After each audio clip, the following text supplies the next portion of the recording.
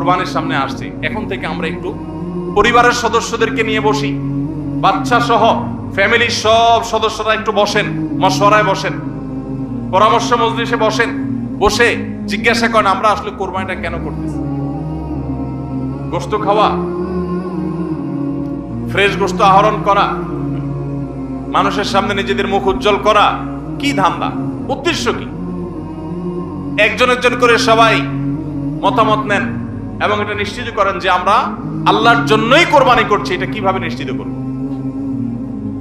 একটা তো বললাম যে বিশাল বড় গরু কোরবানি করেন সব সময়, এবার একটু ছাগল কোরবানি করেন, দেখেন তো মনে মানাইতে পারেন কিনা।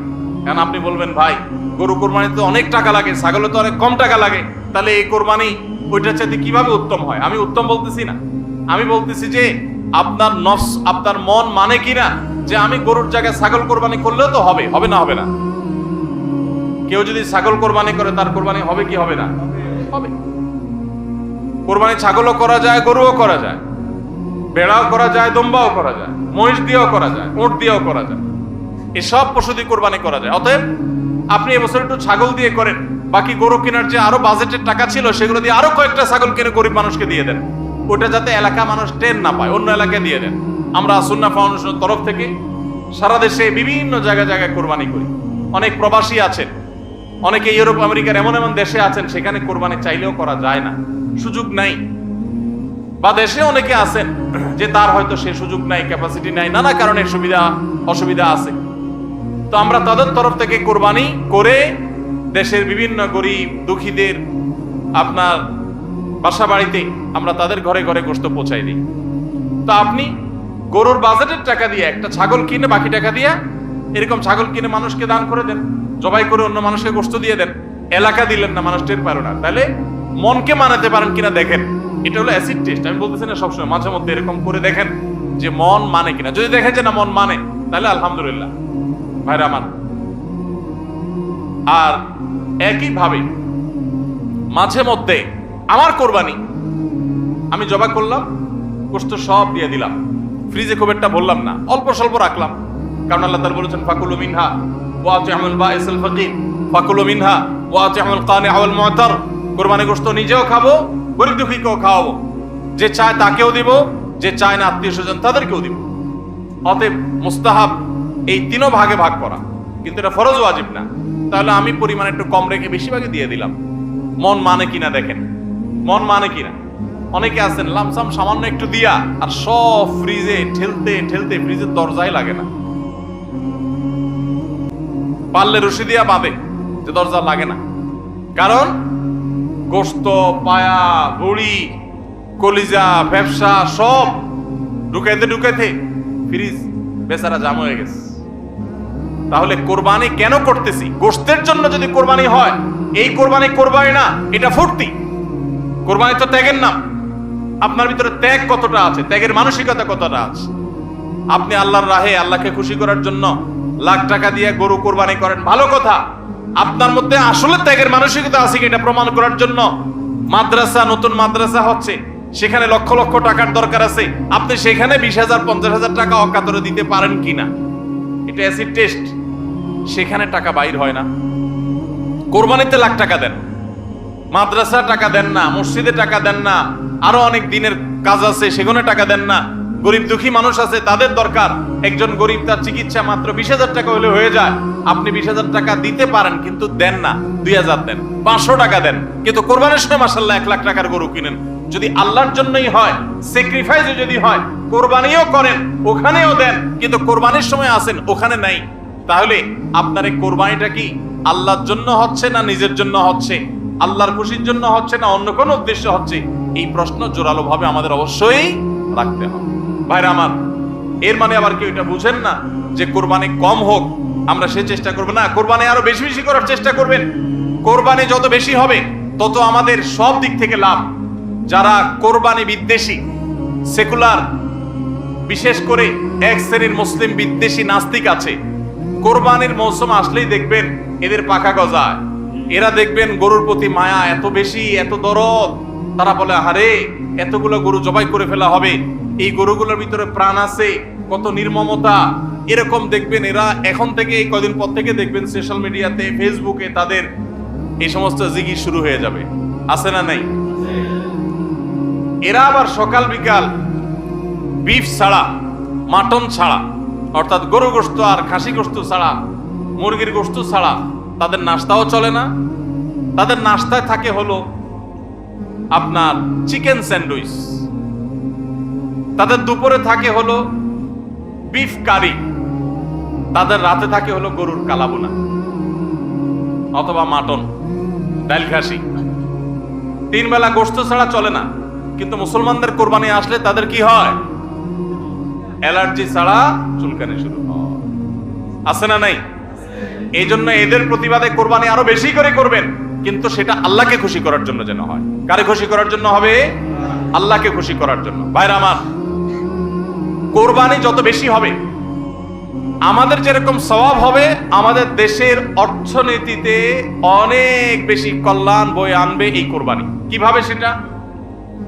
প্রতি বছর কোরবানিতে যে লক্ষ লক্ষ গরু ছাগল জবে হয়, এই লক্ষ লক্ষ গরু ছাগল এগুলো তো আসমান থেকে নাজিল হয় না, জমিন ফেড়ে বের হয় না। এক সময় ইন্ডিয়ান গরুর উপরে আমাদের দেশ নির্ভর ছিল। আলহামদুলিল্লাহ গত বেশ অনেক বছর ধরে আপনারা দেখেন যে আমাদের দেশীয় গরু দিয়েই আমাদের কোরবানির ম্যাক্সিমাম চাহিদা প্রায় পূরণ হয়ে যায়। ইন্ডিয়ান গরুর উপরে এখন আর আমাদের কোরবানি নির্ভর নয়। এই যে গরুগুলো উৎপাদন হচ্ছে, আপনি উত্তরবঙ্গে গেলে দেখবেন, আমি যাই বিভিন্ন সময়, সিরাজগঞ্জ যাবেন, পঞ্চগড় যাবেন, ঠাকুরগাঁ যাবেন, দিনাজপুর যাবেন, বিভিন্ন জায়গায় যাবেন উত্তরবঙ্গে, দেখবেন যে কৃষকরা তারা অনেকে গরু পালন করছেন। আমরা সুন্নাহ ফাউন্ডেশন থেকে যখনই কোনো বিধবাকে, কোনো গরিব অসহায় মানুষকে স্বাবলম্বী করার জন্য বলি আপনাকে কোন জিনিসটা কিনে দিলে আপনার বা ভালো হয়, আপনি সেটা দিয়ে উপার্জন করতে পারবেন।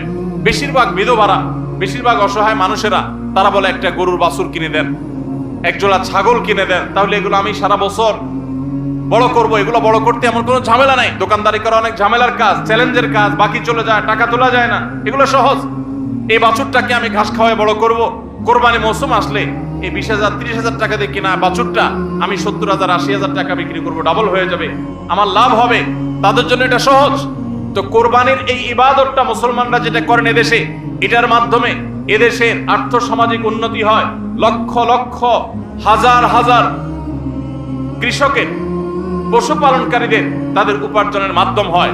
কোটি কোটি টাকা, মিলিয়ন মিলিয়ন টাকার ডিলিংস হয়, লেনদেন হয়, যেটা জাতীয় অর্থনীতির চাকা এটাকে ঘোরাতে সাহায্য করে। কোরবানির এই ইবাদত এটা আমাদের অনেক গরিব অভাবী মানুষের পুষ্টির যোগান দেয়। আপনারা জানেন অনেক গরিব মানুষ আছেন কোরবানির মৌসুমে মন ভরে একটু গোশত খাইতে পারেন, সারা বছর গোশতের দাম এত বেশি, বেচারারা কিনে খেতে পারেন না। তাহলে কোরবানির এই গোশত, কোরবানির এই উৎসব, এই ইবাদত, এটার মাধ্যমে পশুপালনকারীদের উপার্জনের মাধ্যম হয়। সারা বছর যারা অপেক্ষা করে কোরবানির সময় পশু জবাই করে, পশু বিক্রি করে আবার তারা পশুপালন করবে, এর মাধ্যমে তাদের আর্থিক যে অনটন আছে এটা দূর হয়, তাদের উপার্জনের মাধ্যম হয়। আবার গরিব অভাবী মানুষ যারা আছে, যারা পুষ্টির অভাবে থাকে, পুষ্টিহীনতায় থাকে, তাদের আমিষের অভাব থাকে, তাদের খাদ্যের মধ্যে আমিষ পরিমাণ মতো থাকে না, সেই লোকগুলোর এই কোরবানি উপলক্ষে এক একজন 2 কেজি 4 কেজি 5 কেজি গোশত পাইলে কয়েকদিন ধরে তারা আমিষ খেতে পারে, তাদের পুষ্টির যোগান হয়। ভাইরা আমার, এর মাধ্যমে লক্ষ লক্ষ কোটি কোটি টাকা লেনদেন হওয়ার কারণে দেশের অর্থনীতির চাকা সচল হয়। নানা দিক থেকে এর পার্থিব উপকারিতা আছে। যারা কোরবানির বিরোধিতা করে ওরা বসে বসে ওই মাটন কারি, ওই বসে বসে আপনার বিফ, বসে বসে চিকেন স্যান্ডউইচ এবং বসে বসে তারা বার্গার খাওয়া ছাড়া আর কোনো কাজ তাদের নাই। এদেশের অর্থনৈতিক উন্নয়নের পিছনে তাদের কোনো ভূমিকা নাই। প্রবাসের যে রেমিটেন্স এদেশে আছে, যত রেমিটেন্স আসে, যেটি আমাদের দেশের অর্থনীতির চাকাকে সবচেয়ে বেশি সচল রাখে, গার্মেন্টস শিল্প একটা চাকা আর রেমিটেন্স আরেকটা চাকা, এই 2টা চাকা আমাদের দেশের অর্থনীতিকে মূলত সচল রাখে। সবচেয়ে বেশি বৈদেশিক মুদ্রা আমরা কামাই এই 2টা মাধ্যমে। ভাইরা আমার, আপনারা নিশ্চয়ই জানেন চাঁদপুর এলাকার মানুষ আপনারা, এই চাঁদপুরে প্রায় প্রতিটা ঘরে ঘরে বিদেশি আছে না নাই? প্রত্যেকটা ঘরে ঘরে প্রায় অনেক প্রবাসী ভাইরা আছেন। এই প্রবাসী ভাইরা যারা আছেন, যাদের টাকায় এ দেশের অর্থনীতির চাকা চলে, তারা ম্যাক্সিমাম মিডল ইস্ট প্রবাসী বা মালয়েশিয়ান প্রবাসী ম্যাক্সিমাম তারা মুসলিম কান্ট্রিগুলোতে শ্রম দিতে গেছেন এবং তাদের ঘাম ঝরানো টাকা দিয়ে এদের সচল হয়। আর এই দেশের আইন, এদেশের নিয়ম, এদেশের সংবিধান, এদেশের সবকিছুর ক্ষেত্রে সবচেয়ে বেশি পোদ্দারি করে হলো ইসলাম বিদ্বেষীরা, আর টাকাটা আনে সবচেয়ে বেশি ইসলামিস্টরা। যত মধ্যপ্রাচ্য প্রবাসীরা টাকা আনে তাদের 99% তারা আলহামদুলিল্লাহ ইসলামকে ভালোবাসে, মহব্বত করে। আমি 10 বছর সৌদি আরবে প্রবাসী ছিলাম, আমি জানি। আমি মিডল ইস্টের বিভিন্ন দেশ ঘুরে ঘুরে প্রবাসীদের ব্যক্তিগত জীবন, তাদের চিন্তা দর্শন, এগুলোকে কাছে থেকে দেখার সুযোগ আমার হয়েছে। প্রবাসীদের যে টাকা, এদেশের অর্থনীতির চাকা সবচেয়ে বেশি সচল থাকে।